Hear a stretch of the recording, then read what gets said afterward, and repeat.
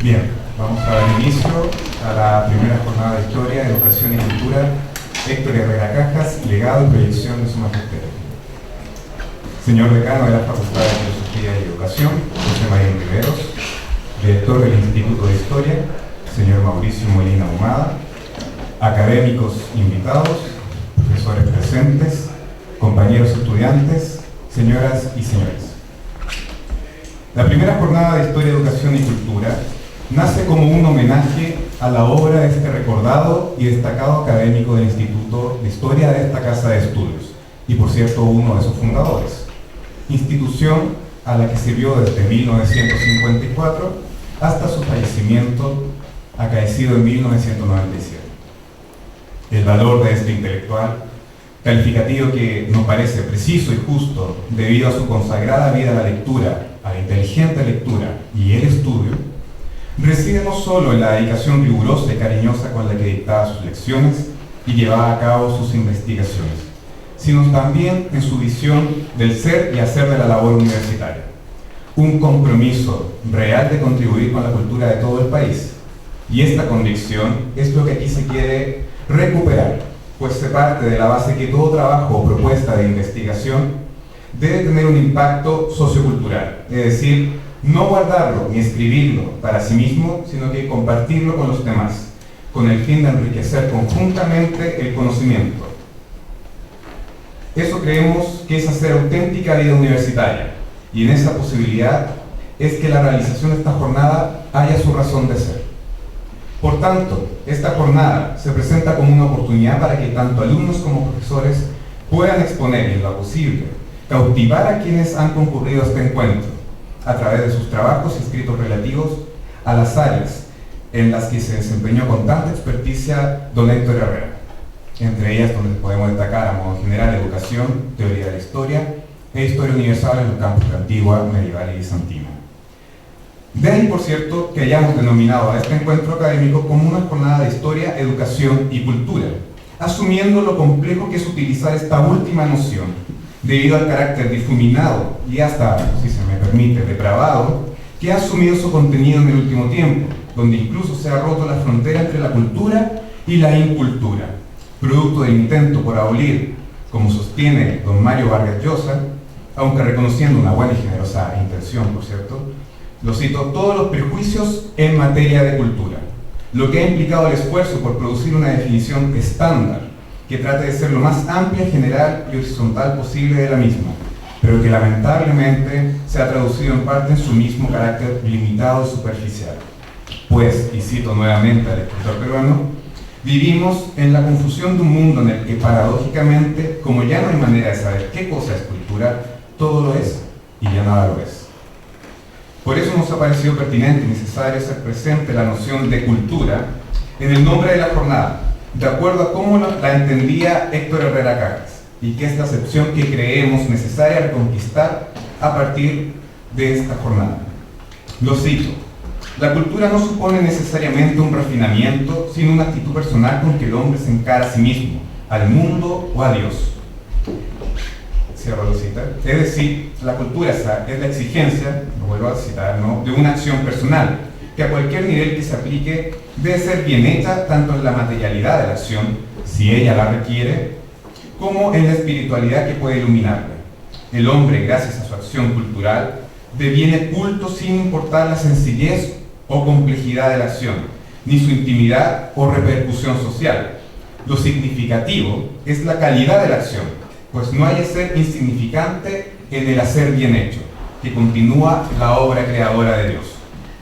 En definitiva, y continúo citando a don Héctor, cultura es fundamentalmente cariño por un quehacer, y solo a partir de ese primer cariño podrá conquistarse otros cariños en una amplitud de experiencias, de integración y superación. Decisivos son pues esos primeros cariños, cariño por la tierra, por la naturaleza, por el prójimo, por la expresión, por el juego, por el libro, por la tarea, aunque parezca insignificante. Pero no hay tal insignificancia. En esos primeros cariños se está labrando la capacidad para que el niño llegue a ser un hombre culto. Desde esos primeros cariños, el espíritu queda preparado para entablar contacto fructuoso con cualquier otro aspecto del mundo. Entonces el mundo y el hombre saldrán ganando. Habrá auténtica cultura. Esa es la noción, precisamente, de cultura que consideramos urgente recuperar. Y esta jornada busca hacer un modesto esfuerzo por materializarla desde la posibilidad de la acción que nos ofrece la universidad, al ser un espacio vital para el cultivo del saber, con el fin último de conferirle una experiencia más humanizadora y trascendente al ser y hacer. De acuerdo con esto, la cultura es, como lo creía el poeta, dramaturgo y crítico literario Thomas Eliot, todo aquello que hace de la vida algo digno de ser vivido. Volviendo a la composición de esta jornada, cabe recordar que Héctor Herrera se preocupó mucho de formar discípulos en las distintas especialidades que cultivó en vida. En la actualidad, ellos se desempeñan como docentes de la educación superior y secundaria, y estos discípulos hasta el día de hoy se encargan de transmitir y, en la medida de lo posible, perfeccionar el legado que nos ha dejado el magisterio vital de Herrera Cajas. Por tanto, se trata de un magisterio que al mismo tiempo se sigue proyectando, y creemos que aquí tienen mucho que decir las nuevas generaciones de personas dedicadas a los estudios históricos, es decir, los estudiantes que a partir de la recepción de sus trabajos de investigación, tanto de difusión como de especialización, o ya sea a través de las cátedras impartidas por sus discípulos, se han involucrado en ellos a tal punto que hoy existe la clara opción de incursionar estas temáticas, pudiendo llegar a ofrecer nuevas y complementarias perspectivas de análisis. Esta jornada, entonces, es además una oportunidad para revitalizar el legado intelectual de don Héctor, donde ya no solo sean sus discípulos directos los encargados de tal misión, sino también los estudiantes universitarios, siendo ellos los coprotagonistas de continuar dando luz a los diversos campos de investigación abordados por el recordado maestro, en un intento por construir una sola y gran historia, que no es sino la historia universal, o si se prefiere, aquella que nos propone vivir con un horizonte universal. Ya dichas estas palabras, a continuación se dirigirá a ustedes el director del Instituto de Historia, don Mauricio Molina Ahumada. Yo solamente quiero saludar. Bernardo ya mencionaba gran parte de lo que uno quisiera, ¿no es cierto?, decir. Fundamentalmente, lo primero es hacer un reconocimiento organizador, particularmente Leonardo, quien ha tenido este entusiasmo, ¿no es cierto?, de presentar proyectos para poder hacer esta jornada, y que esperamos que se proyecte, ¿no es cierto?, en el tiempo. Para aquellos que tuvimos la oportunidad de asistir a las lecciones de don Héctor, realmente grato poder participar o estar en una jornada donde poder escuchar, ¿no es cierto?, parte de ese legado. Nunca podrá quizás ser transmitido del todo el conjunto de lo que generaba don Héctor, ¿no es cierto?, en la esfera de una clase, de una lección, donde uno tenía la riqueza de escuchar la multiplicidad de ideas que estaban contenidas en ella. Que a veces uno cuando es adolescente o cuando ya está en los primeros años, no logra comprender a cabalidad ese conjunto y las va madurando en el transcurso del tiempo. Yo creo que por eso es muy valioso, además, poder volver a escuchar, volver a leer y volver a sentir ese sentido de lo que significaba esa lección.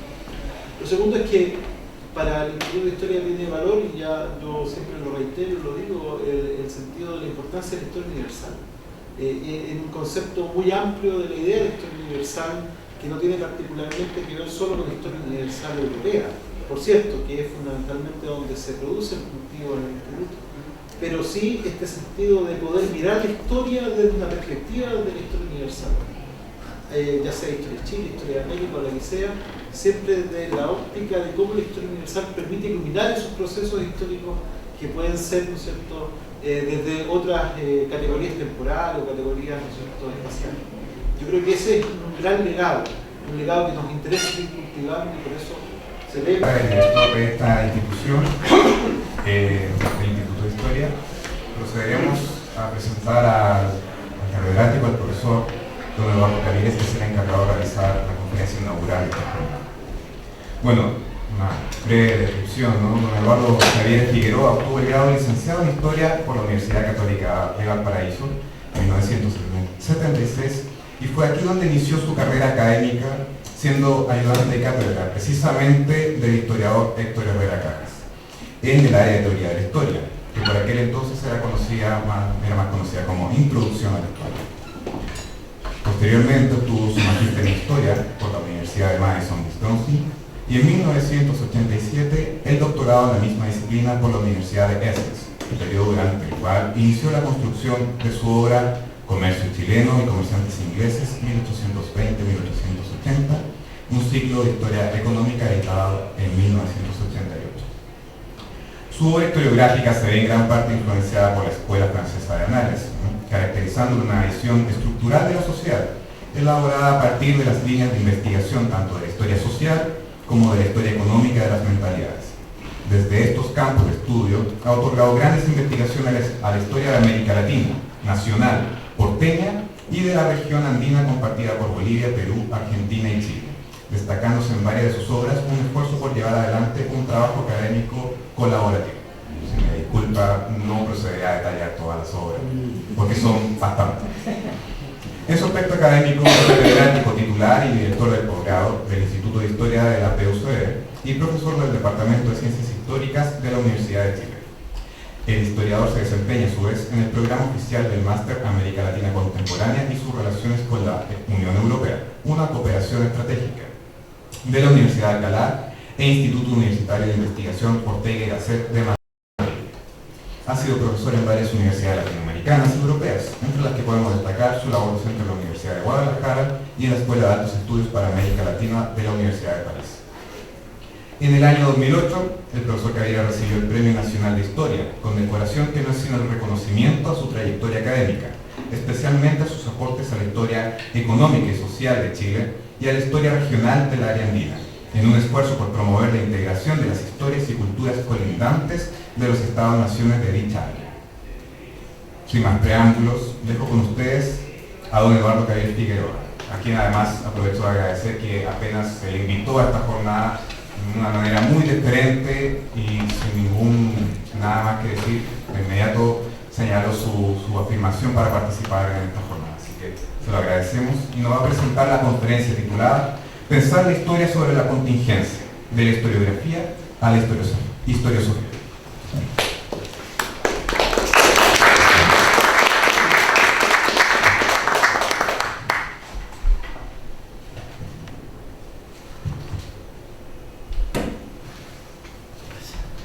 Bueno, muchísimas gracias, señor decano, estimada profesora invitada, estudiantes, amigos. No he querido traer un texto formalizado para poder entonces más bien conversar sobre algunos tópicos que tienen que ver con el título de, comillas, conferencia. Pero al mismo tiempo para poder ir sacando ideas en la medida que transcurre esta exposición, porque creo que si hubo una característica fundamental en las lecciones, como le gustaba decir don Héctor, en vez de clases, en las lecciones, era que esas lecciones precisamente se basaban en ir sacando ideas, desglosando ideas a partir de una primera idea general. De tal modo que me permito hacer una primera reflexión muy general. Yo creo que en los últimos 40 años, poco más, poco menos, las izquierdas y las derechas fueron sacando, extrayendo un rasgo fundamental de la vida académica, del carácter de las universidades. No solamente en Chile, en todas partes.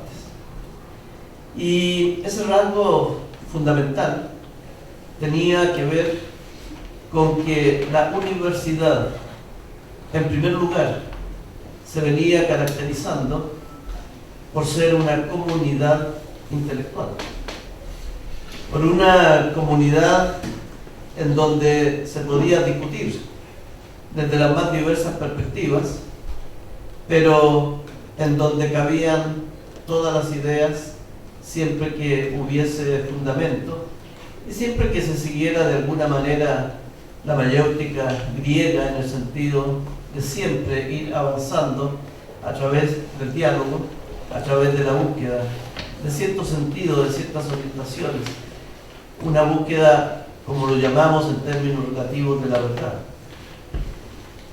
Ese carácter, que de todas maneras sigue permaneciendo, aunque con otras formalidades, estaba fundamentado además en la relación discípulo-maestro, que podía ser muy malo ese carácter en algunos aspectos, pero que incluso esos aspectos o esos elementos negativos se superaban en términos de lo que significaba precisamente esta relación dialéctica entre discípulo-maestro. Para muchos era un elemento de desigualdad, todos no eran iguales.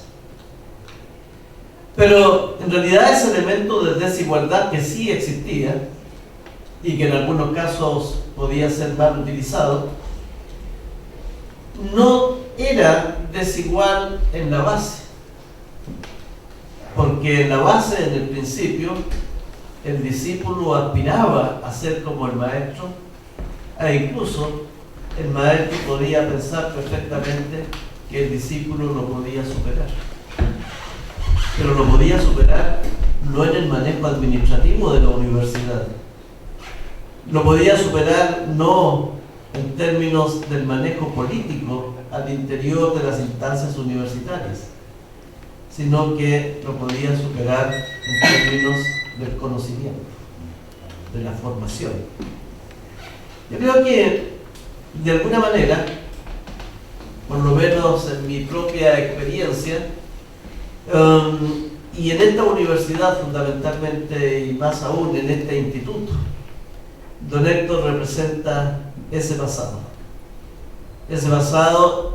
en donde había un maestro más allá de las diversas especialidades que ya se habían constituido en el instituto.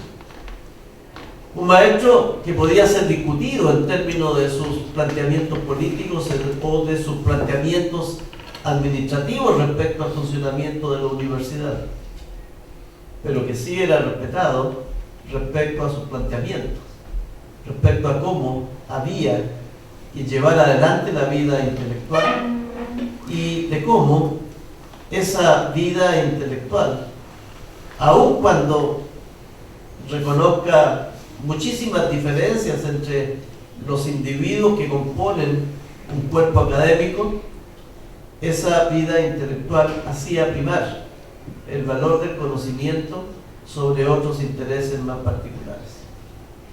Por lo tanto, mi primera reflexión tiene que ver con aquello. Hoy día la universidad es muy diferente. Hoy día la universidad está muchísimo más complicada en términos de las discusiones por el poder político y el poder administrativo que complicarse por llevar adelante debates sustantivos respecto a lo que sucede en la historia, en la ciencia, en la tecnología, en la política, pero debates sustantivos. Y no sé si podríamos o podremos pensar en recuperar esa universidad. Es difícil. Es difícil porque de repente las situaciones que añoramos se intelectualmente, académicamente.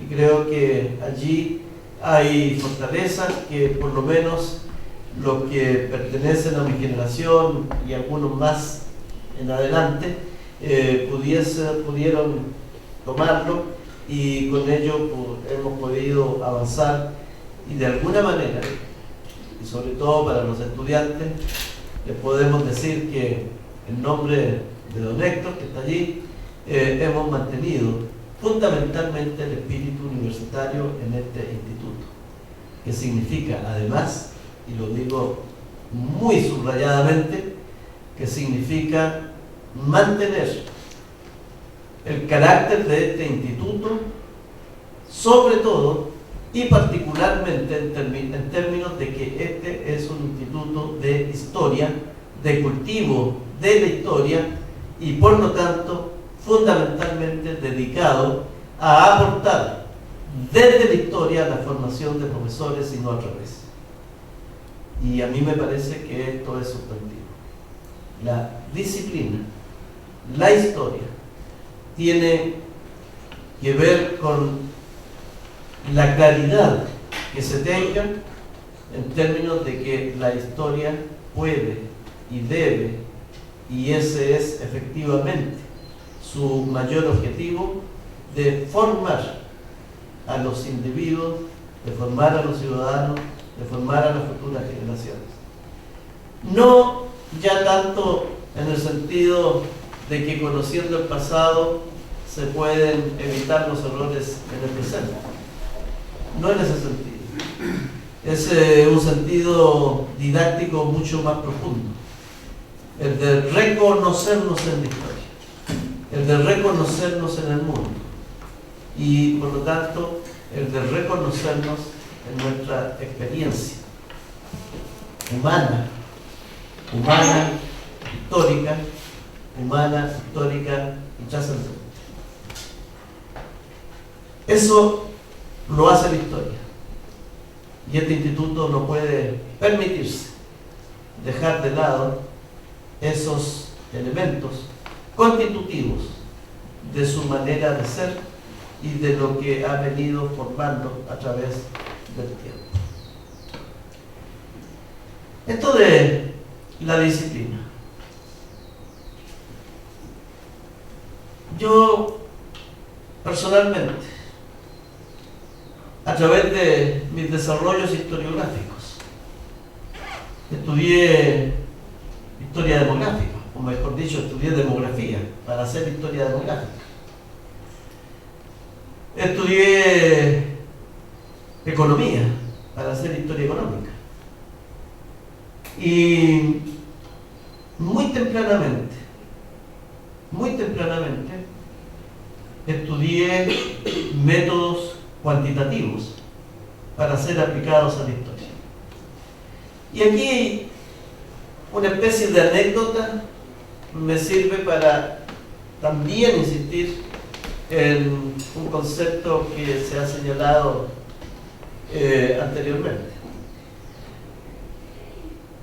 Ya no recuerdo cuándo fue mi primer escrito, era alumno ayudante de acá, y yo estaba leyendo bastante sobre historia cuantitativa. Habían aparecido los primeros computadores en esta universidad, que eran unos computadores que no se veían, de inmensos.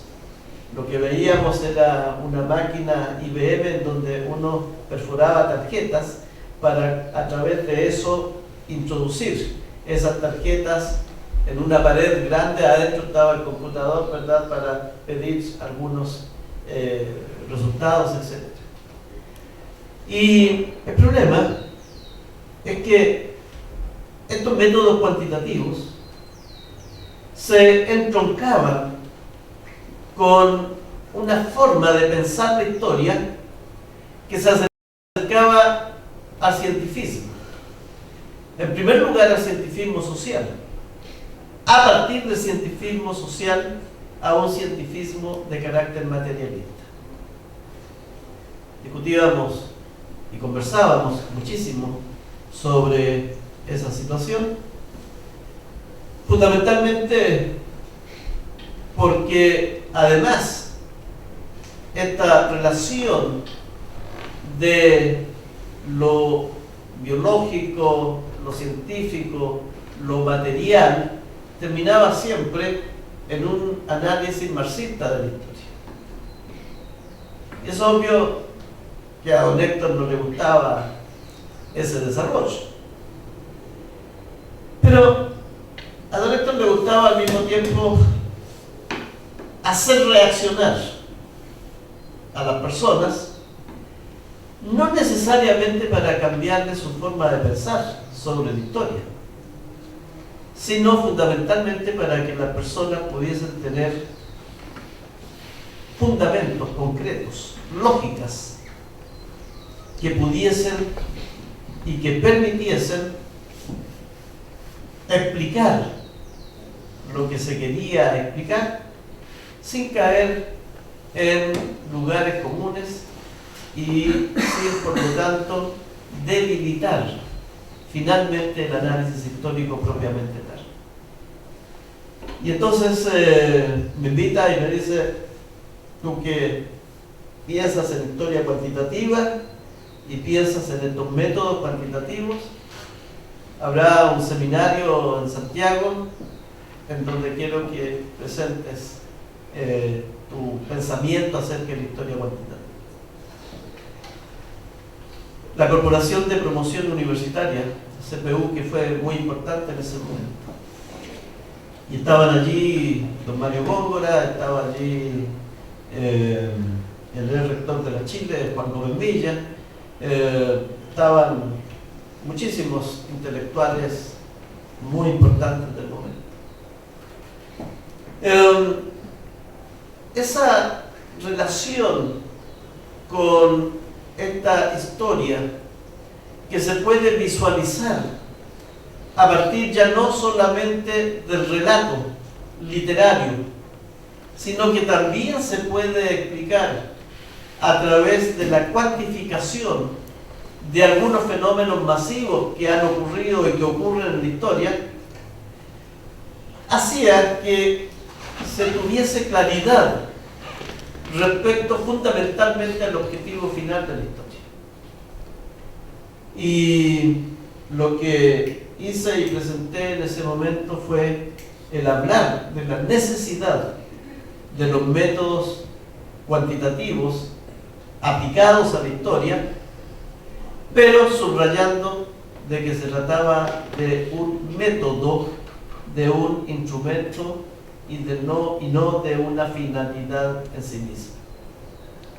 Y un poco la anécdota sigue porque yo ya venía leyendo muchísimo sobre la historiografía francesa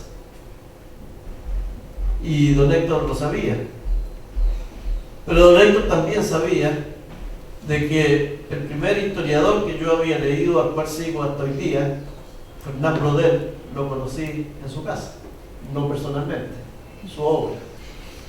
Don Héctor creo que debe haber sido de los primeros en introducir el Mediterráneo y el mundo mediterráneo en sus clases en Chile y en presentarlo en las actividades académicas en donde concurría. De tal manera de que si él había presentado o me había presentado esta obra de Fernand Braudel por entusiasmo para que la leyera, y efectivamente lo hice, no podía, por lo tanto, y esta es la dialéctica, no podía, por lo tanto, negarse a tener problemas de discusión intelectual mayor cuando yo estaba participando o estaba introduciéndome en estas áreas. Yo estudié, como se ha dicho acá, en Estados Unidos y en Inglaterra, pero la mayor parte de quienes me conocen acá y afuera me observan muchísimo más como un historiador que sigue la historiografía francesa, más que la anglosajona. Y yo creo que en gran medida eso es cierto.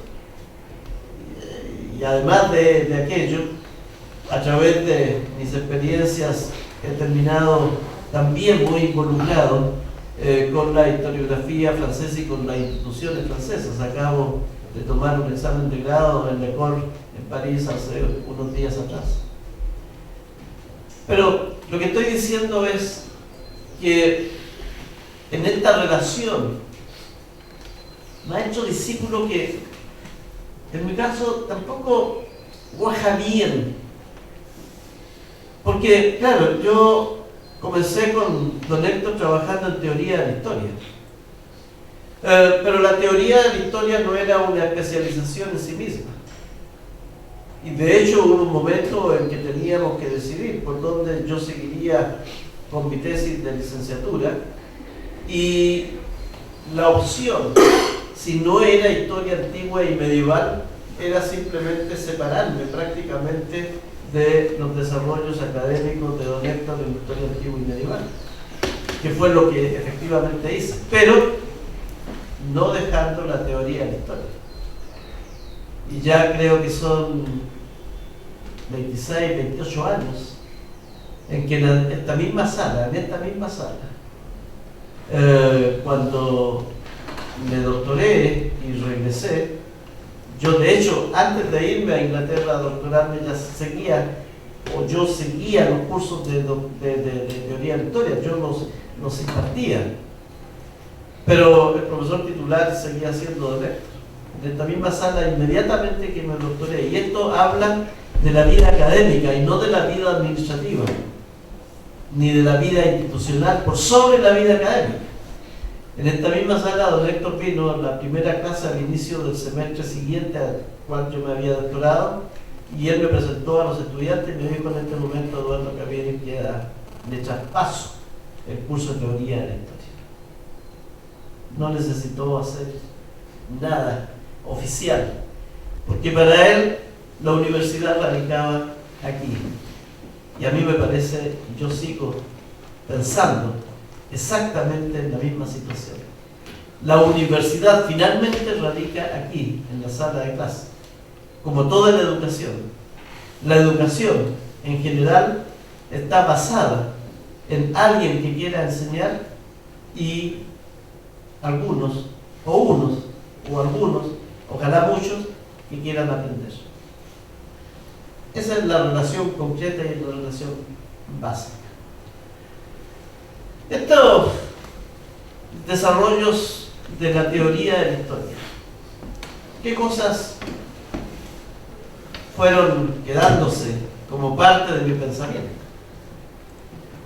En primer lugar, lo que reitero una vez más, ya se ha dicho acá, que la historia, a pesar de que discutamos respecto a si es historia de lo particular, si es ciencia, perdón, de lo particular o ciencia de lo general, la historia da cuenta de un fenómeno universal. La historia es universal por naturaleza. Y visto desde la historia antigua y visto desde la historia medieval, evidentemente que además de ello, esta universalidad de la historia se hace más translúcida, se materializa más, tanto en la idea, en el pensamiento, en la imagen que uno pueda tener. No solamente por el Imperio Romano o posteriormente por el Imperio de Carlomagno o por las ideas imperiales que siguen manifestándose, sino que fundamentalmente por el surgimiento del cristianismo y de la Iglesia Católica como Iglesia universal.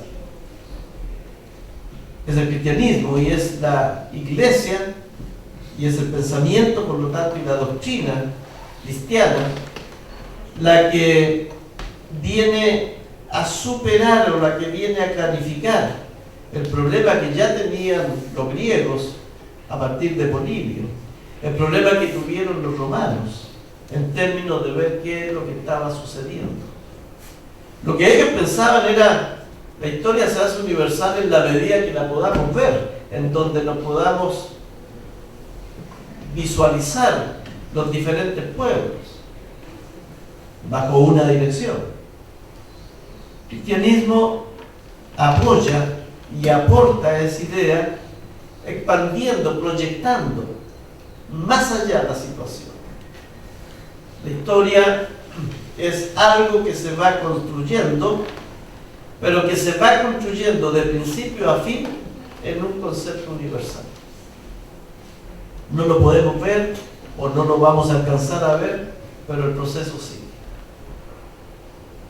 Esa universalidad, ese concepto de universalidad, se vuelve un problema y un conflicto con los tiempos modernos, pero sobre todo a partir del siglo XIX con el surgimiento del Estado-Nación, en términos paralelos, por lo menos en Europa y América Latina. Porque el Estado-Nación no solamente surge como una entidad política, con soberanía territorial y soberanía sobre sus ciudadanos, sino que además de ello se apropia de una historia oficial propia. Y por lo tanto, este concepto de historia universal se diluye, se fragmenta. Cada estado tiene su propia historia. Y por lo tanto, cada ciudadano es partícipe de una historia particular. Es algo que está muy presente en nuestros problemas en América Latina. Europa ya lo superó con la Unión Europea. Nosotros no podemos superar el problema todavía, en primer lugar porque no existe una idea de América Latina en términos reales, existe una idea de proyecto de América Latina. Lo que existen son historias nacionales. Y estas historias nacionales, a su vez, tienen sus propias bases, sus propios elementos, que hacen que se puedan distinguir historias menores todavía dentro de esas historias nacionales. ¿Qué es lo que ha sucedido en los últimos 20 o 30 años? Por una parte, el campo de los historiadores, lo que los franceses, ¿no?, llamaban los dominios del historiador, se han expandido. Hoy día podemos historizar cualquier situación que se nos ocurra. Todo es posible de tener un relato histórico. Hasta el punto de que ya los historiadores europeos están separando lo que llaman historia basura de una historia más significativa. Pero el que hayamos podido ampliar los espacios creo que es un buen logro. Sin embargo, hemos caído, por supuesto, en extremo. Pero en términos intermedios, el quehacer historiográfico se ha ido haciendo cada vez más fragmentado. Y en vez del universalismo de la historia esencial como problema, lo que presenciamos hoy día es más bien un providencialismo historiográfico. Los doctorados, las investigaciones, cada vez tienden a ser más monográficas, más especializadas, lo cual ya venía planteándose hace 20 años atrás. Una de las discusiones y una de las conversaciones referidas, ¿no?, con don Héctor era esto: ¿por dónde van los caminos historiográficos? Pero todavía era posible de alguna manera tratar de conciliar esta historia nacional o esta historia focalizada con un concepto mayor en donde se podía efectivamente explicar en última instancia lo que estábamos tratando de descubrir o lo que estábamos tratando de narrar. Creo que la universalidad de la historia no tiene que ver solamente con un concepto filosófico del término, sino que tiene que ver más bien y más importantemente con la idea que cada uno de nosotros tenga acerca de la historia. Si es lo únicamente presente, si es lo únicamente cercano, si es lo únicamente aquello que nos interesa, o si podemos, a partir de una situación particular, efectivamente pensar la historia en términos generales. Si hay un rasgo que ha venido caracterizando a este instituto desde que lo pensó don Héctor Herrera, a través de algunos intermediarios ya hasta hoy día, es el hecho de que no existe solamente un relato histórico, sino que hay una teoría intrínseca de ese relato histórico que nos permite efectivamente significar aquello que estamos estudiando. No es el dato. El dato es bueno encontrarlo, el dato es bueno buscarlo, pero no es el dato el elemento final de la historia. No es el dato lo que debe interesarnos como historiadores. Yo en esto quiero además hacer algunos esfuerzos, ¿no? por no dejar escapar la idea central de esta situación.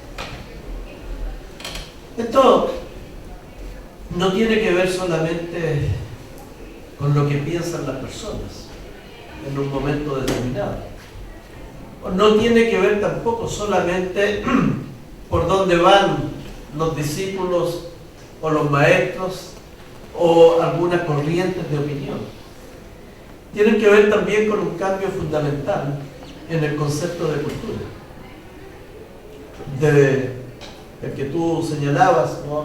A partir de una transcripción de un texto de don Héctor Herrera, a lo que hoy día es efectivamente la cultura. Yo tengo que decir sinceramente que yo acojo el concepto de don Héctor Herrera sobre cultura, pero al mismo tiempo lo amplío y lo he llevado a una amplitud muy grande al hoy día desarrollar una historiografía que se llama historia social de la cultura. Una historia social de la cultura que implica también incluso las relaciones del individuo con su mundo material. Porque indudablemente creo de que no se puede alcanzar efectivamente un refinamiento en términos del pensamiento si no se han superado ciertas situaciones del contexto material en que se vive. Pero aún así, o haciendo esta breve precisión, creo que lo fundamental es que el concepto de cultura en general ha venido dañando al concepto de educación que estamos manejando en las últimas décadas. Y aquí yo vuelvo a mi primera idea. Las izquierdas y las derechas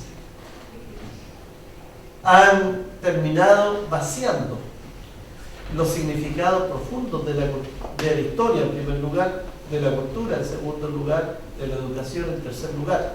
O podemos hacer el camino a la inversa y dar lo mismo. ¿Qué es hoy día la educación? La educación, independientemente de sus formas institucionales, está trivializando el conocimiento. Entre otras cosas porque indudablemente nos encontramos en un momento en que la cantidad de información que tenemos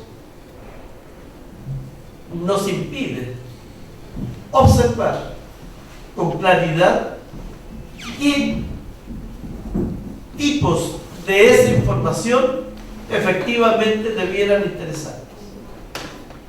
Y eso traspasado a los currículos no universitarios, a los currículos de enseñanza básica, de enseñanza media, provoca igualmente el problema respecto a quién debiéramos enseñar a los niños. Ahora, daría lo mismo qué tipo de enseñanza. Lo importante es la palabra enseñanza. ¿Cómo formamos a los niños? Si los formamos independientemente de un concepto de historicidad, en realidad no los estamos formando, sino que los estamos ni siquiera deformando, lo estamos convirtiendo en unos ciertos instrumentos válidos para ciertos objetivos sociales, según regímenes sociales o según proyectos sociales. Si lo formamos tal como lo pensamos en términos de que la cultura, independientemente de que no puede desrelacionar al individuo con su medio, pero que de todas maneras hay elementos de esa cultura que están en sus propias posibilidades de pensar el mundo, indudablemente que unos u otros tipos de conocimiento, unos u otros tipos de materias pueden alcanzar los mismos fines. Pero no hay que perder el objetivo final. Lo que hemos hecho es mediatizar ese objetivo final a partir de situaciones que nos llevan a solucionar el problema práctico del momento, el interés práctico del momento, el cómo resolver el presente inmediato, sin poder entonces tener claridad sobre que este presente inmediato no es un presente de un momento determinado, no es el presente del existencialismo de mediados del siglo XX, sino que es un presente muchísimo más lato, muchísimo más imbrincado, tanto con el pasado que como con el futuro. Y eso es, en el fondo, lo que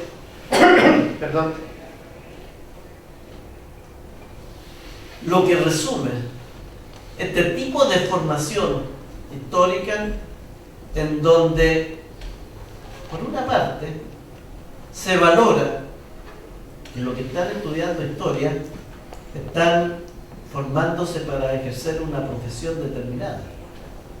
Se valora aquello. Pero en donde lo más inmediatamente importante o intrínsecamente importante, el que es el que quien estudia historia, en primer lugar se está formando a sí mismo. Y entonces no todas las didácticas sirven. Entonces no todos los instrumentos sirven. Entonces al profesor que está adelante no se le puede cambiar por un computador. El computador puede auxiliar. Las formas o los medios que utiliza el computador para mostrar gráficos o para mostrar escenas, etcétera, son auxiliares. Pero lo fundamental es el profesor que está adelante, y lo fundamental es el pensamiento que está desarrollando ese profesor. Creo que en mi experiencia corté esos desarrollos que venía teniendo desde cuando me inicié en teoría de historia con Don Héctor, hace algunos años atrás, en que decidí, en la primera clase del semestre que se iniciaba, no seguir dando la clase de teoría de la historia y despedirme de cada uno de los estudiantes, o sea, no despedirme, saludar a cada uno de los estudiantes que estaba acá, que me miraban muy extrañados, para decirles finalmente: miren, yo no voy a hacer el curso, lo va a hacer el profesor Víctor, pero yo he querido saludarlos a todos para decirles de que esta no es una sala virtual, que yo no soy un profesor virtual y que ustedes no son alumnos virtuales. Esta es una sala real, el profesor es real, ustedes son real, y es aquí en donde tenemos que discutir, y es aquí en donde tenemos que conversar, y es aquí en donde tenemos que reflexionar.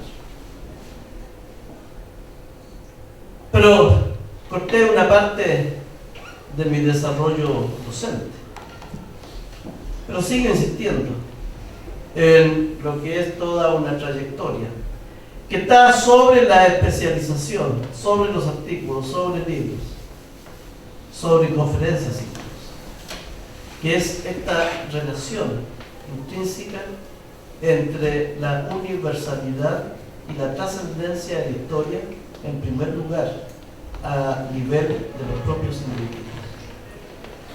Y por ello es que ya todo lo que he hablado de alguna manera se va, diríamos, asentando en esta relación que dice el título entre historiografía e historiosofía. Son muchas las lecciones de don Héctor que cuando conversamos con incluso estudiantes que no siguieron la vida universitaria, pero que pasaron por las lecciones de don Héctor, empiezan a aparecer. Se podría hacer un largo listado de temáticas que van quedando o que quedaron muy metidos en la mente de cada cual. Puedo recordar tres, por hacer un resumen solar, esas clases sobre el desarrollo no solamente de la imagen, sino que de lo físico, de la materialidad de la corona. Desde Confucio, Lao Tse, este simbolismo de crear un ambiente determinado para que el emperador pudiese pensar armónicamente las leyes o las decisiones que tenía que tomar, y por lo tanto todos estos colgantes que iban acompañando el paso del emperador cuando estaba pensando en cómo solucionar un problema determinado, y que llega finalmente a través del mundo de las estepas, etcétera, hasta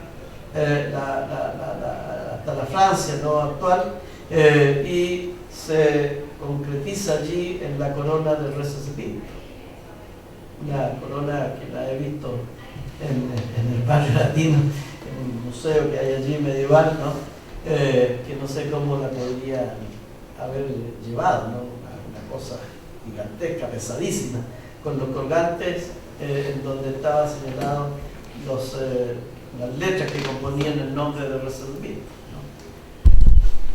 Pero tremendo. Una clase sobre la memoria a partir de una imagen del río de Teo, cuando los muertos se ponían en una barca, se soltaban las amarras de la barca y la barca se iba deslizando, iba entrando en la penumbra de la niebla hasta dejar de percibirse visualmente, para solamente quedar el recuerdo en este mecanismo de recuerdo y olvido que es parte de nuestra mente, y que ya estábamos discutiendo en las clases con don Héctor, conversando sobre el tema hace 30 años atrás, y que yo hoy día sigo trabajando fuertemente, pero diciéndole a los estudiantes que la memoria histórica no es solamente lo que se dice en la prensa, o lo que algunos movimientos políticos pretenden dar como construyamos la memoria histórica. La memoria histórica está fundamentada en esta relación entre recuerdo y olvido, por lo tanto entre conciencia e inconsciencia, y no sabemos qué es lo que más vale en un momento determinado, si la conciencia o la inconsciencia, para ir formando nuestra memoria histórica, en primer lugar individual y a partir de ello colectivizando ciertas formas de esta memoria. Y la tercera lección o clase, esta de los niveles de la historia. No hay, por mucho que queramos pensar solamente en la historia, y eso es lo que nos distingue de los filósofos. Por mucho que queramos pensar solamente en la historia, no hay una historia que podamos conocer, o sobre la cual podamos reflexionar, si no parte de la propia historia. Y eso significa conocer la historia. Y eso es la historiografía. Y muchos en muchos momentos han dicho, no, que la historiografía positivista, que nos llena de datos, que nos llena de recuentos históricos, en tomos en donde no hay ninguna explicación, no hay nada. No vale. Sí que vale.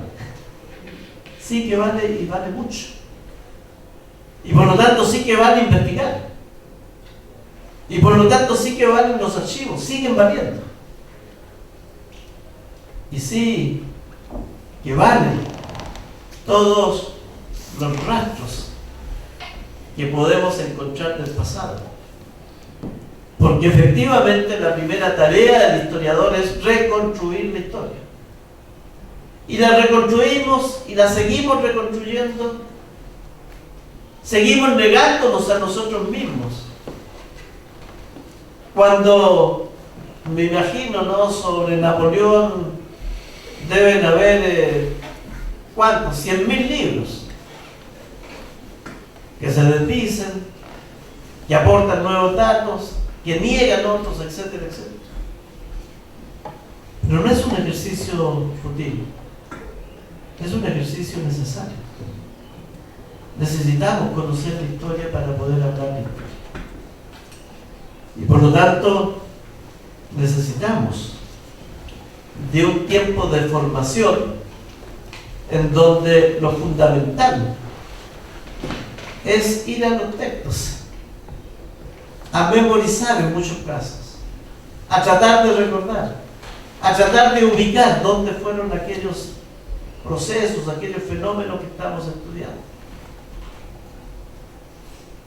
Esa es la base. Pero, ¿qué sentido tiene el reconstruir o armar o seleccionar datos? He tenido la oportunidad, ya más viejo, de conversar con historiadores viejos, estar en sus bibliotecas. Y cuando conversamos acerca de las trayectorias, recuerdo en especial a David Braden, un historiador inglés especialista en historia de México, en su biblioteca, que dice, miren, aquí está todo lo que he escrito. Y yo sé cuándo lo escribí. Y sé a qué se refería la investigación respectiva sobre la cual surgió este libro. Pero no me pregunten por los datos. Porque los datos están en el libro, ya los traspasé de mi mente. Los saqué de los documentos, los pasé por mi mente, los traspasé al libro, están allí.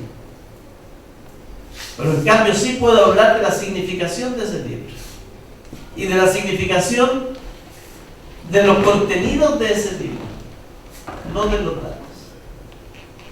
Puedo hablar, por lo tanto, fundamentalmente acerca de la lógica de los procesos históricos, por lo menos lo que yo he estudiado, decía el profesor Freire.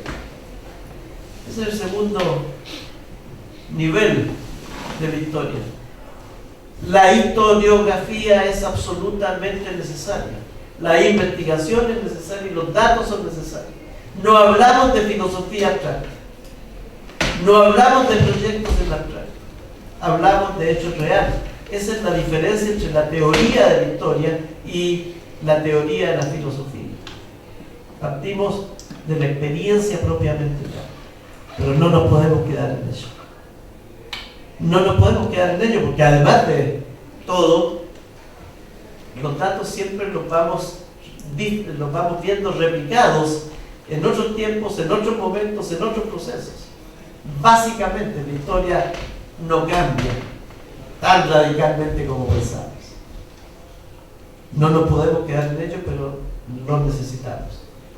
¿Qué es lo que nos dicen los datos? Eso es nuestro trabajo. Poder buscar las lógicas de lo que ha pasado. Poder entender lo que ha pasado. La historiología.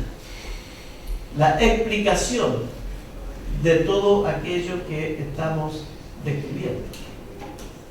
Y allí, evidentemente, incluso a ese nivel, hay una relación muy interesante entre la narración histórica como literatura y la otra explicación histórica a partir, sobre todo después de los años 60 en adelante, de lo interdisciplinario. Cuando yo hablo de la memoria histórica, yo necesito por lo menos saber cómo funciona nuestra mente.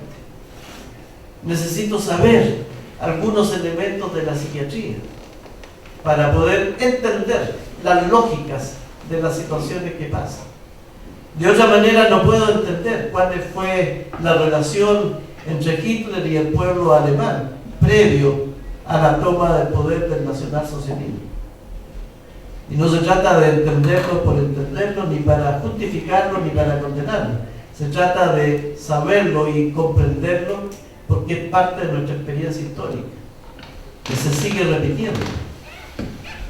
De otra manera no entenderíamos cómo en un año se matan 800.000 hitos en el África, en términos cavernícolas. No podríamos entender cómo se siguen matando todos los días. En este momento, en alguna parte, están en guerra y están siendo absolutamente inhumanos respecto a los que tienen mayor poder sobre los más débiles. Necesitamos saber qué es lo que pasa con la historia. Pero necesitamos también un tercer nivel, que tiene que a su vez traducir el para qué sirve una historia que en la lógica es fundamentalmente una historia de poder, que en la lógica lo que traduce es especialmente la victoria de la muerte más que la victoria de la vida. Fíjense, nuestra historia universal la seguimos estudiando fundamentalmente a través de los grandes conflictos. Si ubicamos, nos vamos aquí a la biblioteca, aquí abajo, y comenzamos a hacer un rápido conteo de cuáles son los procesos que más se repiten en nuestros textos de historia, son textos de conflicto. Y esos textos de conflicto, si los visualizamos debajo del dato, son hombres, son individuos, son niños, son gente que también tuvieron proyectos, que también tuvieron sueños, que también se vieron enfrentados a esa historia y a la lógica de esa historia. Y obviamente, muchas lógicas que se repiten. Muchas lógicas que se repiten, muchos proyectos que se repiten. Entonces, allí nos encontramos con el momento crucial de decir qué estamos haciendo con todo esto. ¿Para qué nos sirve todo esto? Sobre todo, cuando uno va creciendo, como sea, ¿no? Por último, por años, en términos de los desarrollos historiográficos, yo también me siento como Brady, ¿no? Mirando hacia atrás y diciendo, bueno, ¿qué significa todo esto? ¿Qué ha significado? Yo tampoco puedo, ni siquiera a veces me recuerdo de las cosas que he escrito. Pero en su momento, por supuesto, lo hice con intención y con pasión, pero ha quedado allí. ¿Qué significa todo esto? en estos últimos tiempos, por los 40 años del golpe de Estado, por la situación de inestabilidad que se encuentra políticamente América Latina, Europa, etcétera, etcétera, ¿no? La crisis económica. En discusiones, ahora mismo, hace 2 semanas atrás, en Madrid tuvimos una discusión de un grupo muy reducido de intelectuales, ¿no? Visualizando, yo decía, pero partamos con nuestra experiencia. O sea, si yo pienso hoy día qué ha sido la historia que me ha tocado vivir y cuáles son las lógicas de esa historia, veo muy pocas lógicas. Porque hoy día escucho discutir las mismas cosas que se discutían en 1960. En las crisis económicas pasamos del Estado al mercado y hoy día la discusión está cómo volver del mercado al Estado. Y lo que sucede a nivel educacional o con las reformas y las contrarreformas, los ciclos de búsqueda de mayor democratización con respecto a ciclos de menor democratización y más autoritarismo, como lo que estamos observando a nuestro alrededor. ¿Cuál es la lógica entonces? Claro, cuando pasamos de la historiografía a la historiología, cuando buscamos el cómo entender las lógicas de lo que ha sucedido, también allí tenemos que decir, pero esto no es todo. Necesitamos todavía otro nivel. Necesitamos el otro nivel que nos acerca a la filosofía. Y que nos acerca a la filosofía no como un método necesariamente filosófico. Nos acerca a la filosofía en el sentido de que tenemos que darle ya no lógica a la historia, sino que tenemos que darle sentido a la historia. La búsqueda del sentido. ¿Para dónde? No solamente para dónde va la historia universal, lo cual podemos despojarnos de nuestras preocupaciones o de nuestras responsabilidades y dejar el sentido de la historia a nivel de la explicación teológica. El sentido de la historia universal no es mi problema, por último es el problema de Dios. Y no puedo hacer nada contra él. Estamos hablando de historiosofía, no de teología, ni de filosofía. Es la búsqueda del sentido de la historia. Lo que he hecho, lo que he descubierto, lo que he escrito, la lógica que he buscado en ello, ¿qué sentido tiene? Y el primer sentido se encuentra en términos del significado que tiene individualmente. ¿Para qué ustedes jóvenes, para qué se dedican a la historia? ¿Para qué están estudiando historia? Podrían pasarlo magníficamente en otros lugares, o podrían haber elegido otras opciones con mayor rentabilidad futura en la profesión. Hay que pensar para qué nos dedicamos a la historia. Y los que ya venimos como de vuelta, ¿no? ¿Qué ha significado para mí todo esto? Y allí las respuestas son variadas. Por lo menos en mi caso, y en eso evidentemente concuerdo en lo básico con don Héctor, para mí lo básico es la esperanza. Y eso no es una cuestión ni ideológica, ni una cuestión fuera de la historia. Es simplemente pensar en la historia, al interior de la historia, y ver cómo, con todas estas lógicas y contralógicas, con todos estos datos y estos fenómenos que se repiten, que se superan, que se vuelven a repetir, que caemos en las mismas contradicciones, etcétera, etcétera, la historia avanza. Como avanza nuestra propia historia individual. Y la única forma que tenemos para ver cómo ha avanzado nuestra historia universal, nuestra historia individual, perdón, y cómo avanza la historia de la humanidad, es hacer el balance. El balance nos lleva, igual que a nivel del análisis económico, hay muchos movimientos. La vida económica es absolutamente fluctuante. Pero lo que sí podemos hacer, lo que nos dedicamos a la historia económica, es buscar tendencias. Y la tendencia es la línea central, que de alguna manera sintetiza todos los otros movimientos. Obviamente que si esta línea central, esta tendencia va hacia abajo, hemos perdido todo nuestro tiempo. Si esta línea central, a pesar de que se mueve lentamente y va avanzando hacia arriba, podemos decir estamos ganando el tiempo y estamos ganando nuestra historia y estamos dándole un sentido a la historia. Por aquí tenemos que seguir avanzando. No hay estudio de la historia sin que podamos cumplir las 3 etapas, por lo menos estas que estoy señalando.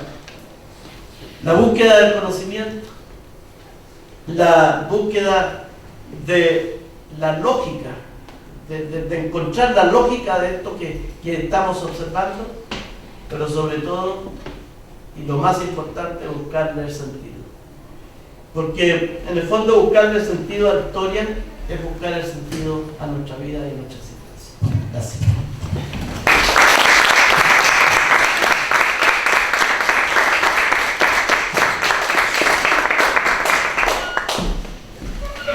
Agradecemos las palabras, la reflexión del profesor Eduardo Javieres.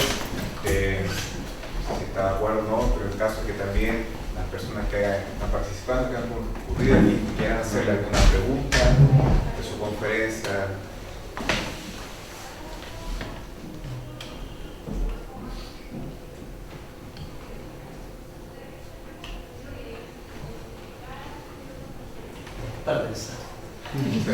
Una reflexión muy sugerente en cuanto al planteamiento de historia, educación, cultura, que las tres nociones estuvieron presentes en la conferencia, y que además también incluso con una recreación también de la atmósfera espiritual que pudo existir en las lecciones que impartía Héctor Herrera Cajas.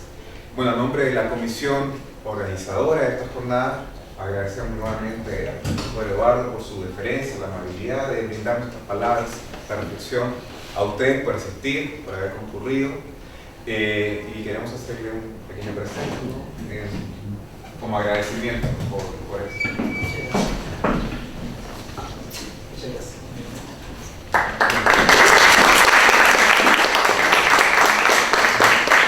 Recuerdo que las jornadas continúan a partir de las 3 de la tarde con lo que son las mesas a cargo ya de los estudiantes universitarios.